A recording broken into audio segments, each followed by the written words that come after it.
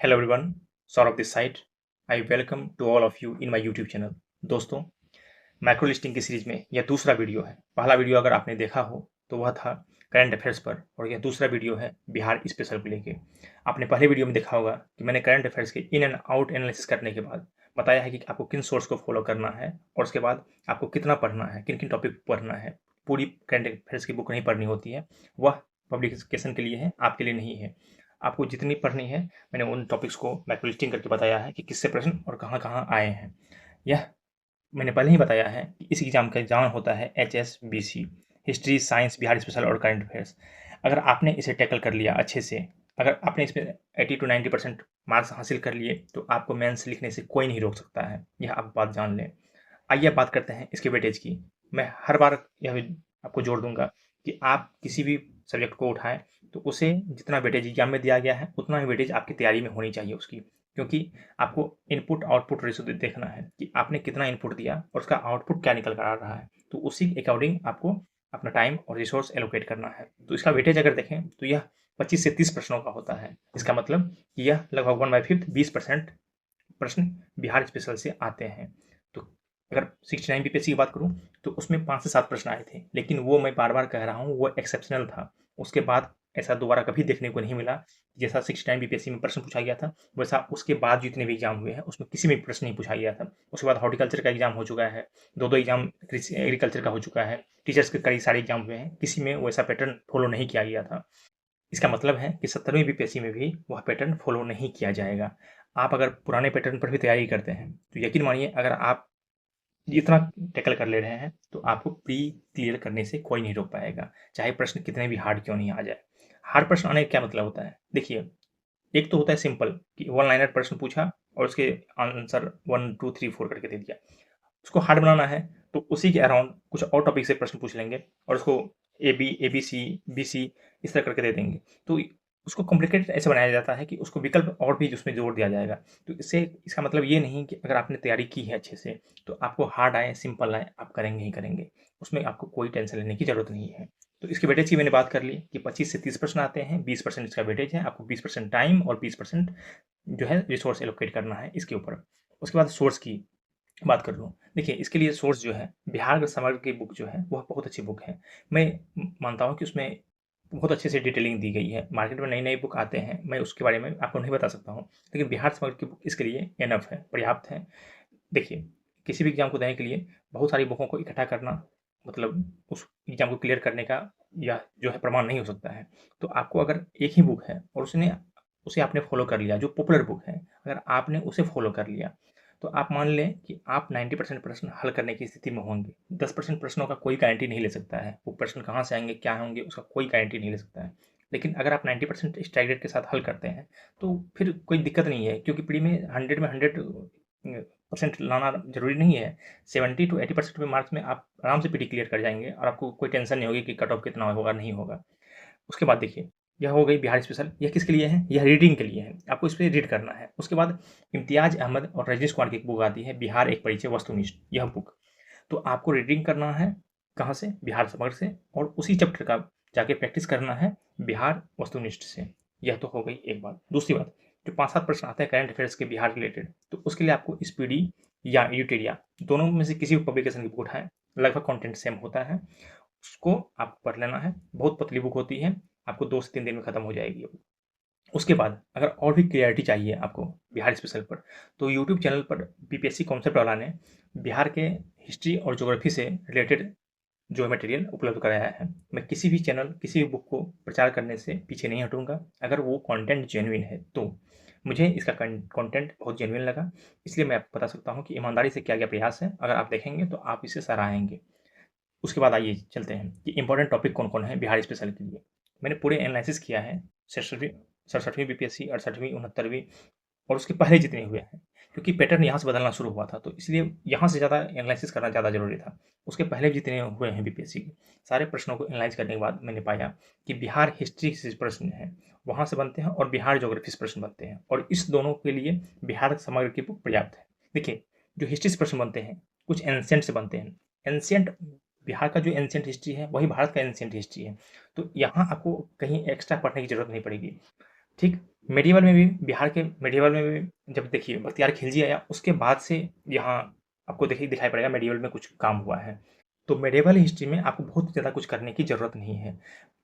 Ancient और medieval का weightage भी बहुत कम होता है। हाँ, मॉडर्न मॉडर्न बिहार का हिस्ट्री आपको बहुत ही अच्छे तरीके से करना है। मैंने बताया है कि अगर आप पढ़ पाते हैं बिहार समग्र से तो पढ़िए, उसके बाद जाकर यूट्यूब चैनल पर देख लीजिए। तो दोनों अगर मिला देंगे तो आपका बहुत ही बेहतरीन तैयारी एक लेवल तक हो जाएगा। ठीक, तो मॉडर्न पर आपको विशेष ध्यान देना है, क्योंकि मॉडर्न से ही ज़्यादा से भर के प्रश्न आते हैं। अब देखिए बिहार ज्योग्राफी के बारे में। बिहार ज्योग्राफी के बारे में क्या आपको क्या पढ़ना है? पहले तो इंट्रो, कि लॉन्गिट्यूड क्या है, लैटीट्यूड क्या है, क्षेत्रफल क्या है, इसका जो है कौन-कौन से बॉर्डरिंग स्टेट हैं, कितने जिलों को टच करता है, इसका बॉर्डरिंग स्टेट किन-किन राज्यों को टच करता है, कितने जिले हैं। तो इस तरह के नॉर्थ में कौन है, साउथ में कौन है, ईस्ट में कौन है, वेस्ट में कौन है। तो सब इस तरह के जो हैं प्रश्न जो बिहार के इंट्रोडक्शन को लेकर है, उसे आप अच्छे से करेंगे। यहाँ से प्रश्न आएँगे ही आएँगे। उसके बाद देखिए सॉइल, यहाँ की मिट्टी के बारे में आपको जाननी है। अगर आप मिट्टी जान जाएँगे, पठार पर जान जाएँगे यहाँ के कहाँ पर कौन-सा पठार है। उसके बाद आप मिनरल भी जान जाएँगे, क्योंकि सॉइल और मिनरल कहीं न कहीं एक-दूसरे से मिला होता है। सॉइल, मिनरल और क्रॉप्स, इन तीनों को आप पढ़ लेंगे। उसके बाद देखिए रिवर एंड फॉल्स, बिहार में जो बिहार की नदियाँ हैं, वो काफ़ी सारी हैं। अभी आपको पता चल रहा होगा कि कोसी में बाढ़ आया हुआ है, क्योंकि वो अपना रास्ता बदलती रहती है, इसलिए उसे सौरव बिहार कहते हैं। उसके बाद देखिए आपको रिवर्स और फॉल्स कहाँ-कहाँ फॉल हैं, क्योंकि आपको अगर बिहार के पर्यटन विभाग की वेबसाइट पे जाएँगे, तो आपको ऐसे-ऐसे फॉल देखने को मिलेंगे, जो कि बिहार में जो बिहार स्पेशल की बुक है, उसमें कहीं दिया नहीं गया है। तो इसलिए आप फॉल भी देख लेंगे। उसके बाद national park, wild life sanctuary कौन-सा है, टाइगर रिज़र्व कौन-सा है, रामसर साइट कौन-सा है, ठीक? इस तरह के प्रश्न आप देख लेंगे। कम्युनिटी रिज़र्व कौन-सा है। उसके बाद देखिए ज़ोन, एग्रीकल्चर ज़ोन देखना है इसमें, क्लाइमेटिक ज़ोन देखना है और अर्थक्वेक किस ज़ोन में आता है बिहार, कितना एरिया आता है वो देखना है। उसके बाद ट्राइब्स देखना है कि बिहार में कौन ट्राइब है और कहाँ पाए जाते हैं, किस एरिया में पाए जाते हैं। तो इस तरह के प्रश्नों को आपको देखना है। उसके बाद आइए बिहार सेंसस एंड रिपोर्ट्स। देखिए बिहार से संबंधित जो जनगणना है, जनगणना की रिपोर्ट है 2011 वाली, वह आपको विशेष तौर पे पढ़नी है। उसके हर एक डाटा जो बिहार से संबंधित है, उसे आप रट लें कि बिहार का कौन-सा जिला सबसे बड़ा है, किसका इनकम सबसे ज़्यादा है, जनसंख्या घनत्व किसका ज़्यादा है, क्षेत्रफल किसका ज़्यादा है। बिल्कुल आपके टिप पे होने चाहिए, क्योंकि इससे प्रश्न आएँगे। और कुछ महत्वपूर्ण डाटा जो है, जनसंख्या वृद्धि कितना % हुआ, तो इस तरह के प्रश्न जो है 2001 से आपको कंपेयर भी करना है। ठीक इसी तरह बिहार से संबंधित अगर कोई रिपोर्ट आती है, तो उस रिपोर्ट को आपको देखना है कि सबसे प्रदूषित जिला कौन-सा हो गया है। फिर अगर कोई रिपोर्ट आती है कि स्वच्छता सर्वेक्षण में किसको अवार्ड मिला है, किस जिले को मिला है। तो इस तरह की अगर कोई भारत सरकार से संबंधित रिपोर्ट आती है, नीति आयोग का कोई रिपोर्ट आता है, जो बिहार से संबंधित हो, तो उस रिपोर्ट को भी आपको पढ़ना है। अब देखिए political history of Bihar, Bihar के राजनीतिक इतिहास को आपको जानना है, क्योंकि बिहार राजनीतिक रूप से काफ़ी समृद्ध रहा है और आज भी है। बिहार के पॉलिटिक्स का इंडियन पॉलिटिक्स पर काफ़ी असर पड़ता है। भारत के जो अभी तक इतिहास रहा है, उसमें भी अगर देखेंगे तो बिहार के पॉलिटिक्स और हिस्ट्री का काफ़ी असर पड़ा है इंडियन हिस्ट्री और पॉलिटिक्स पर। तो यह आपको देखना है कि जब बिहार को लेकर सेपरेट स्टेट की मांग हुई थी, तब से लेके बिहार के बँटवारे तक, मतलब 15 नवंबर 2000 तक, वहाँ तक ये पॉलिटिकल हिस्ट्री देखना है कि कब कौन सीएम थे, कब कौन उसमें पीएम कौन थे, जब बिहार बँटा था उसमें पीएम कौन थे, उसमें राष्ट्रपति कौन थे, किनके साइन से यह हुआ था। तो इस तरह के प्रश्नों को आपको देखना है। ठीक? फिर यह देखना है कि कौन-कौन सा एसटी एरिया है, कौन-सा एससी कैटेगरी का जो है विधानसभा क्षेत्र है या लोकसभा क्षेत्र है। तो इस तरह की स्टेटस को देखना है। क्योंकि अगर पूछ दिया कि कटोरिया क्या एसटी स्टेटस वाला विधानसभा क्षेत्र है? क्योंकि आपको पता होगा बिहार में 2 ही जो है एसटी स्टेटस वाला है, एक कटोरिया और एक मनिहारी। तो इस तरह के प्रश्नों को आपको पूछा जा सकता है। तो यह आप देख लेंगे और करंट जो पॉलिटिकल सिनेरियो है बिहार का, वो आप देख लेंगे। क्योंकि कई बार पूछा जाता है कि किस पार्टी का विधानसभा में कितना सीट है, तो यह आप लोग एक बार देख लेंगे। सीडीपी में पूछा गया था। ठीक है, उसका देखिए बिहार बजट और इकोनॉमिक सर्वे। यह डाटा आपको किसी भी करंट अफेयर्स की बुक में मिल जाएगा। देखना क्या है बिहार बजट और इकोनॉमिक सर्वे में? इसमें देखना है, एक तो ग्रोथ देखना है, सेक्टर वाइज़ देखना है ग्रोथ। अगर कोई पॉलिसी आई है, वह देखना है। अगर कोई इंडस्ट्रियल पॉलिसी आई है, पर्यटन पॉलिसी आई है, खेल पॉलिसी आई, तो वह आपको देखना है। ठीक? क्योंकि बिहार बजट और इकोनॉमिक सर्वे में काफ़ी विस्तार से चर्चा की गई होती है सरकार की उपलब्धियों का, और सरकार की उपलब्धियों के बारे में पूछा जाता है। तो कोई नई योजना लागू हुई है, तो उस तरह के प्रश्नों को देखना है। कोई इंफ्रास्ट्रक्चर से जुड़े प्रोजेक्ट आए हैं, तो उनको देखना है। तो यह बिहार बजट और बिहार इकोनॉमिक सर्वे आपको किसी भी बुक्स में देखेंगे, जो करंट अफेयर्स की बिहार से संबंधित बुक है, एडिटोरिया या एसपीडी की, उसमें मिल जाएगा। नहीं तो मैं खुद भी बिहार स्पेशल के संबंध में कुछ वीडियो बनाऊँगा, जिसमें कि बिहार बजट और इकोनॉमिक सर्वे के भी डाटा शामिल होंगे। ठीक, उसके बाद आगे देखिए current affairs of Bihar. Current affairs में क्या पढ़ना है आपको? बिहार से संबंधित रिपोर्ट्स, बिहार का कोई रैंकिंग आया है, अगर केंद्र सरकार की किसी जो रिपोर्ट्स आई उसमें रैंकिंग क्या है, नीति आयोग के किसी रिपोर्ट्स में क्या रैंकिंग है, मल्टी डायमेंशनल पॉवर्टी इंडेक्स में क्या रैंकिंग है, कितना परसेंट यहाँ मल्टी डायमेंशनल पॉवर्टी वाले लोग हैं जो बिलो पॉवर्टी लाइन से नीचे रह रहे हैं। तो इन सब डाटा को आपको रट लेना है।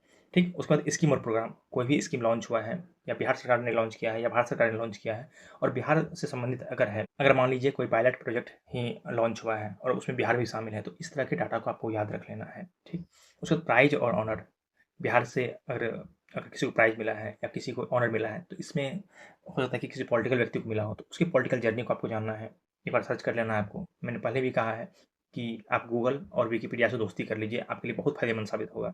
आप उन बच्चों से काफ़ी आगे निकल जाएँगे जो कि सिर्फ़ बुक पढ़ते हैं, क्योंकि कई बार प्रश्न बाउंसर आते हैं, तो वहाँ उन बच्चों को फ़ायदा मिल जाता है जिनकी आदत होती है गूगल और विकिपीडिया देखने की। ठीक, प्राइज और ऑनर, मान लीजिए कि भारत रत्न दिया गया या पद्मश्री दिया गया, पद्म विभूषण दिया गया, पद्म भूषण दिया गया या किसी खेल में किसी को प्राइज मिला, तो उस तरह के प्रश्नों को देख लेना है। आपको पता होगा कि जो बिहार के सीएम रह चुके हैं कर्पूरी ठाकुर जी, उनका बेटा अभी नवादा से सांसद है।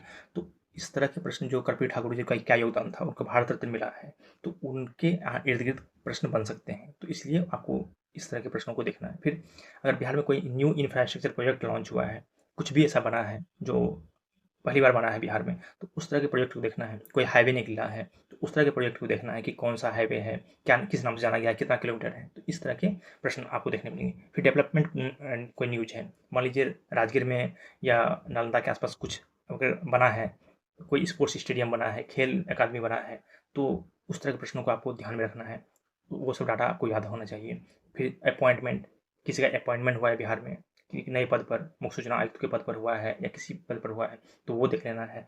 रिज़ाइन हुआ किसी का, मान लीजिए अभी आर.एस. भट्टी साहब का रिज़ाइन हुआ और उन्होंने त्यागपत्र देकर केंद्रीय नियुक्ति में गए हैं, सीआईएसएफ के डीजी बने हैं, तो इस तरह के प्रश्नों को देखना है। किसी का डेथ हुआ है और वो बहुत महत्वपूर्ण व्यक्ति थे, किसी कला से संबंधित थे, तो इस तरह के प्रश्नों को आपको देखना है। ओके दोस्तों, तो यह एक ट्रेडिशनल वे था बिहार स्पेशल को तैयार करने का। दोस्तों, अगर आपको यह प्रयास बहुत अच्छा लग रहा है और तो आप इसे कमेंट सेक्शन में लिखें कि अच्छा लगा या कोई उसमें आपको कमी नज़र आई, क्योंकि आपके फीडबैक से ही मैं ये वीडियो बनाता हूँ। तो अगर आपको अच्छा लग रहा है तो आप इस चैनल को सब्सक्राइब कर लें, और अगर कुछ भी बुरा लग रहा है तो आप मुझे बताएं, मैं उसे सुधार करने की कोशिश करूँगा। तब तक के लिए thank you so much. Next video का इंतजार करें।